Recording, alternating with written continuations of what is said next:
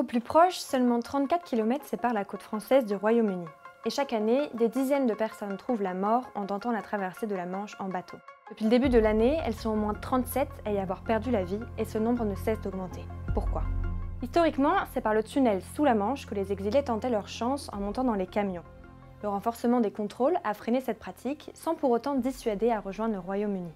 Cela les a seulement poussés vers une nouvelle voie tout aussi dangereuse, la Manche. Avec l'augmentation des départs par la mer, la pression policière sur les plages autour de Calais s'est intensifiée. Pour contourner cela, les départs par bateau se font désormais depuis les villes plus au sud, très éloignées des côtes anglaises, ou depuis un cours d'eau, dans la précipitation, avec des embarcations de plus en plus surchargées et inadaptées à la navigation.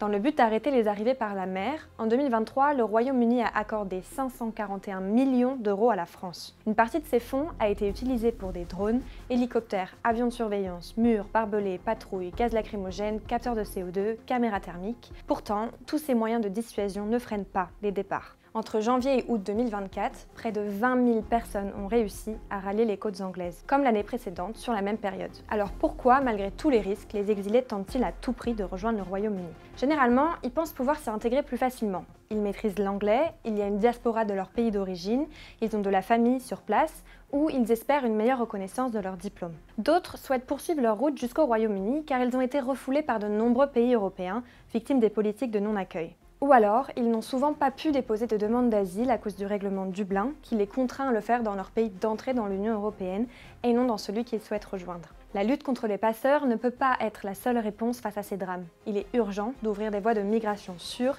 et légales entre le Royaume-Uni et la France, comme pour toutes les frontières extérieures de l'Europe.